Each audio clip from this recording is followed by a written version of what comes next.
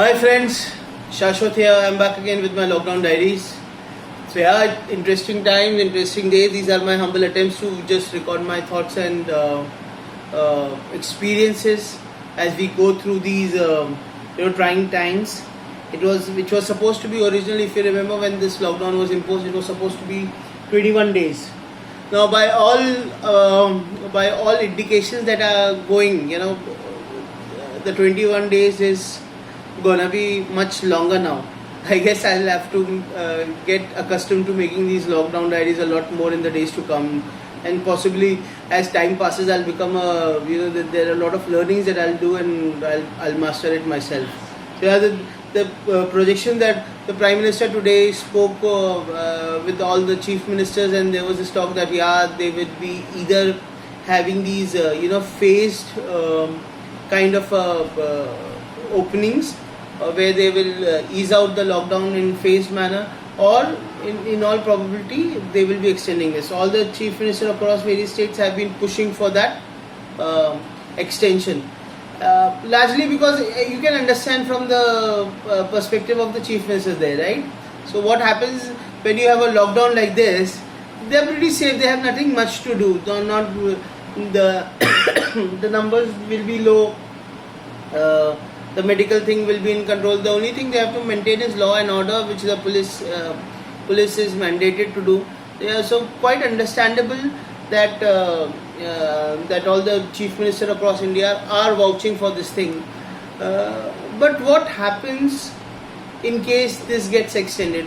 How will we cope up? Again, this was something which I had grappled with yesterday, but we have to look at it from a much larger perspective, right? From a personal perspective about how the psychological impact of a period of this confinement would have on all of us,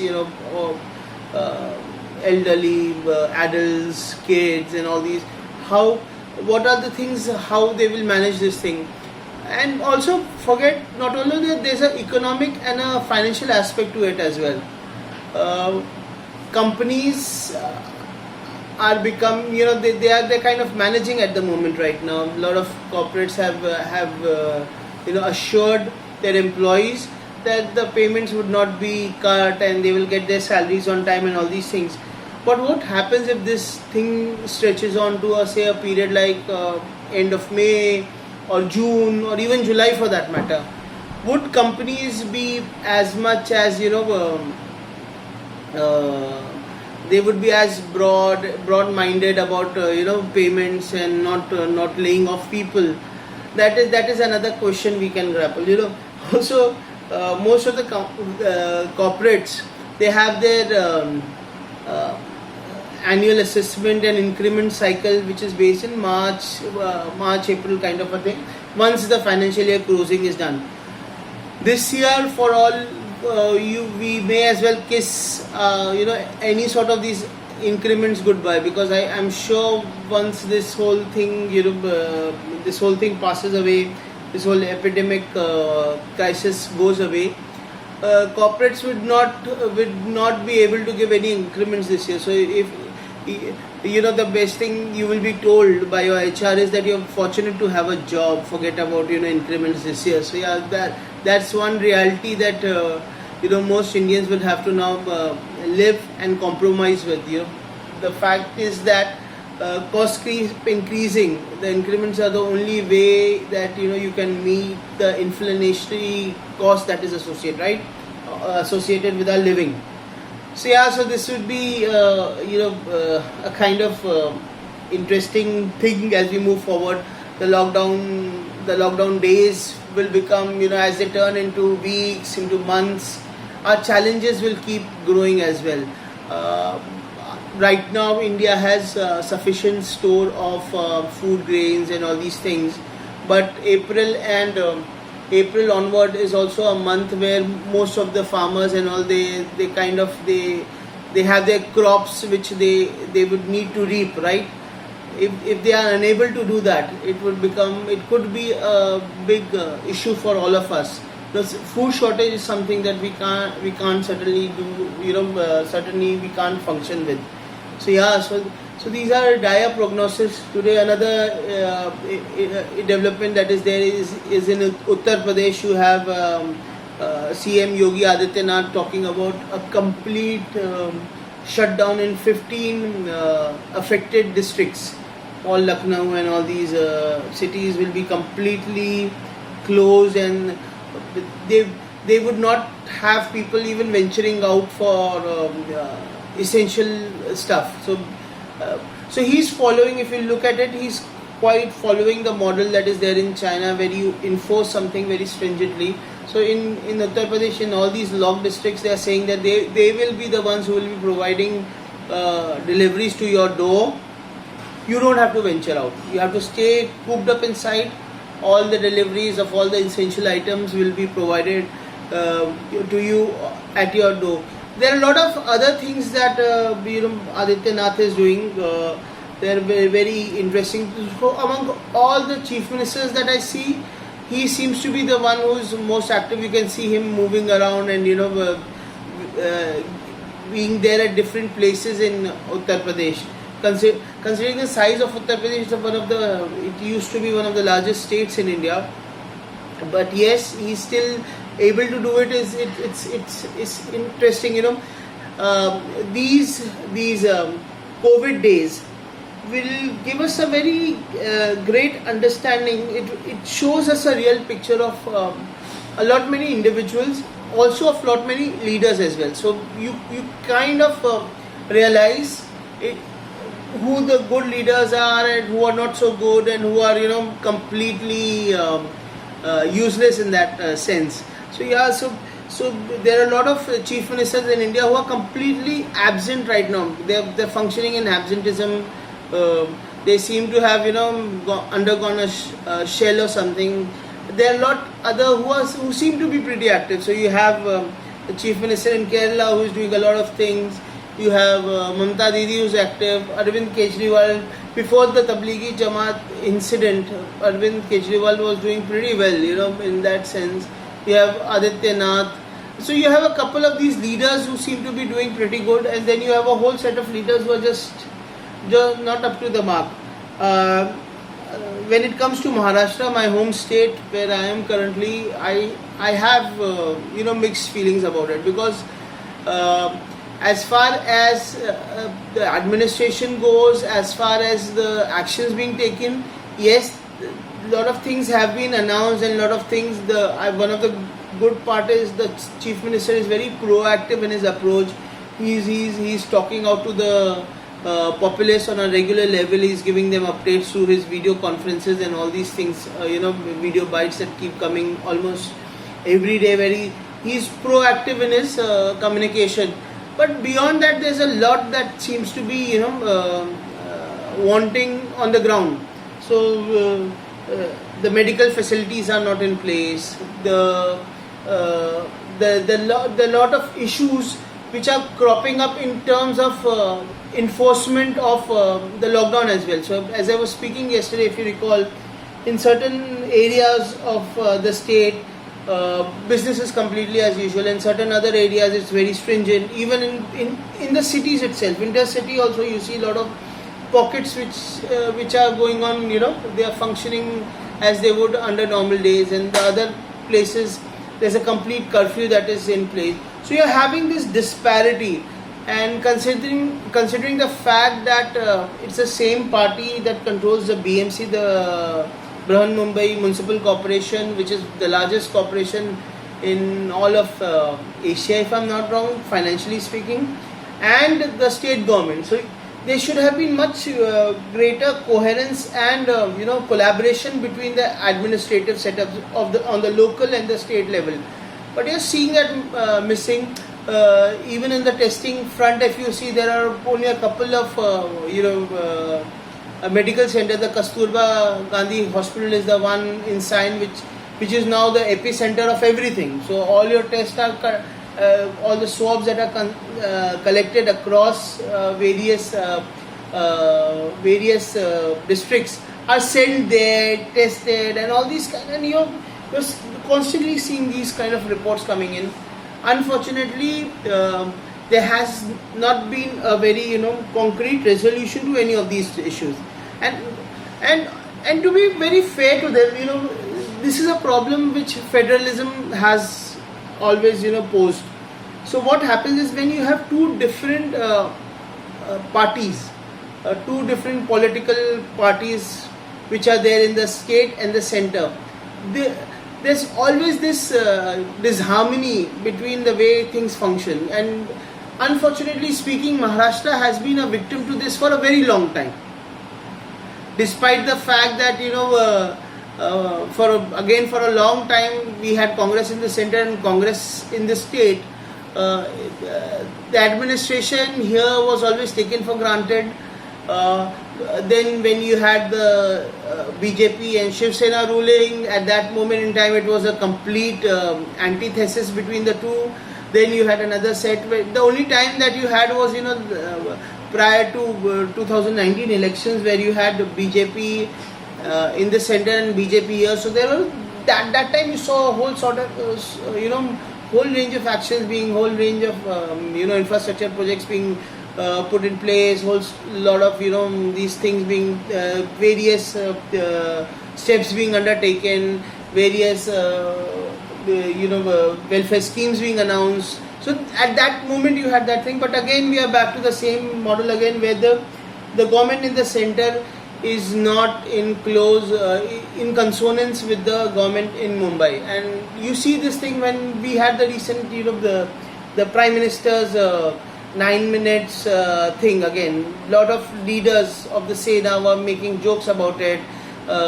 Even the Power Minister here was raising issues about how the grid failure would be there, which I found to be terribly unnecessary, simply because given the fact that he's a Power Minister, I'm sure he would be knowing that such a possibility was quite unbelievable, and yet we were peddling all these things, we were discussing all these things. So it's kind of a scenario which is bleak, and yet Maharashtra is right now the epicenter of COVID infections. We have the maximum number of cases, 1,000 plus if I'm not wrong. We have the maximum number of deaths also. I had referred to it jokingly sometime earlier about how Kerala and Maharashtra had almost the same numbers, but Maharashtra had a lot more deaths. But now we are seeing that thing, and these deaths, while some experts might say that right now the base is very small for us to make any conclusions, but they are reflective of something on ground that is happening, and we need to pay attention to it. This is the time to correct our course before the whole thing completely falls apart. So those are the things that are happening on a broader perspective, on a state level, and going forth we have and going forth as we move, these kind of disparities are only going to increase.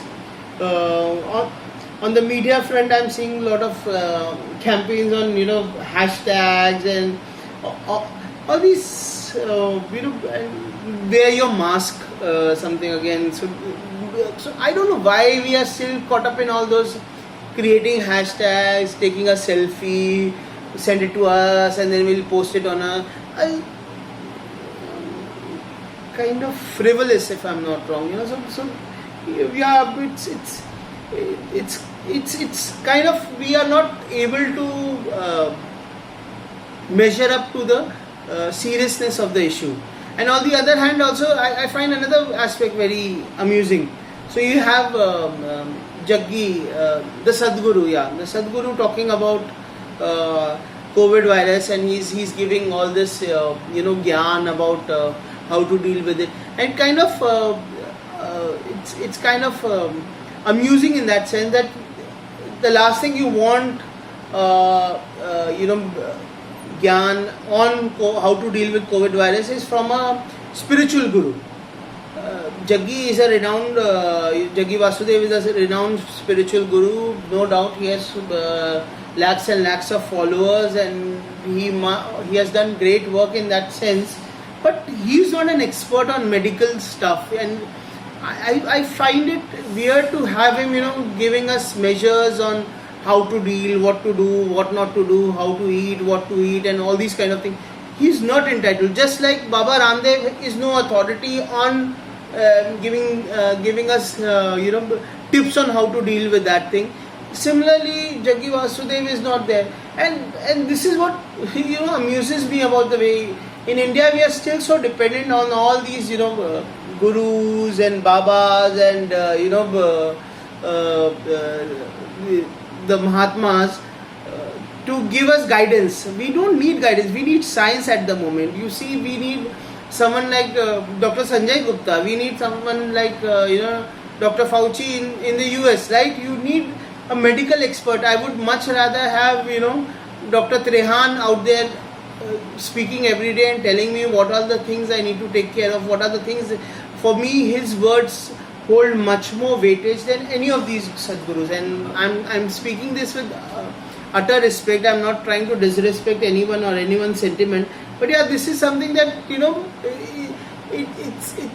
at these moments in times, the kind of turns that we take, it's amazing in that sense, and yeah, so we are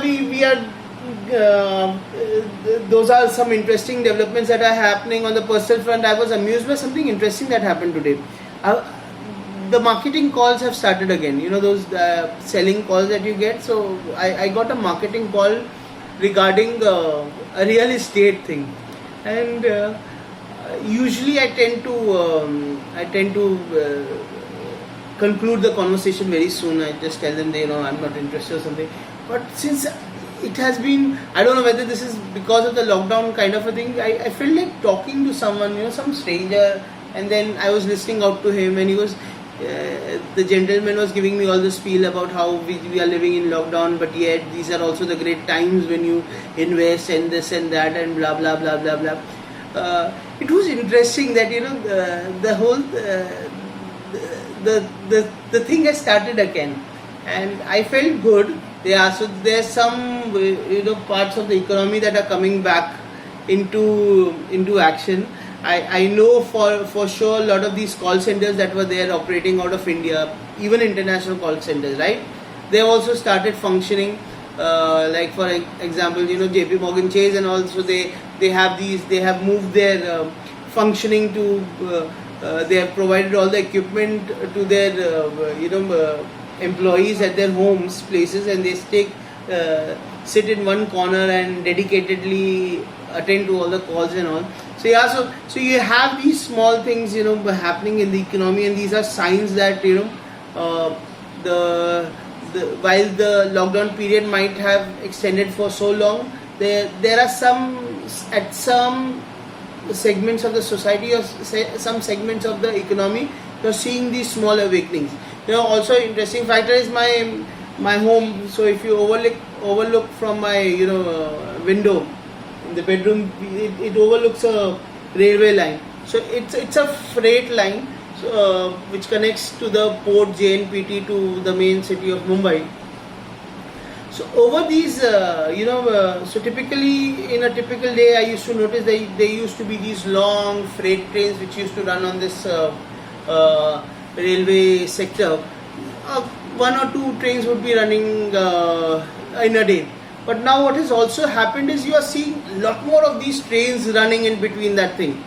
And it is indicative that India seems to be getting much of material, importing material, because most of these, when you see the containers that are there on these freight trains, they are from China. So, there's a lot of stuff that is coming in from China.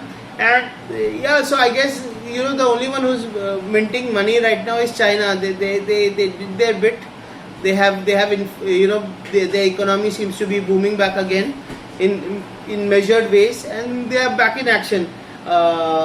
And also, that reminds me, India is suddenly, how can I forget that thing, right? India is suddenly so valuable that President Trump gives us a call and kind of threatens us as he wants those, supplies of SCQ, the anti-malarial drug that we have, right?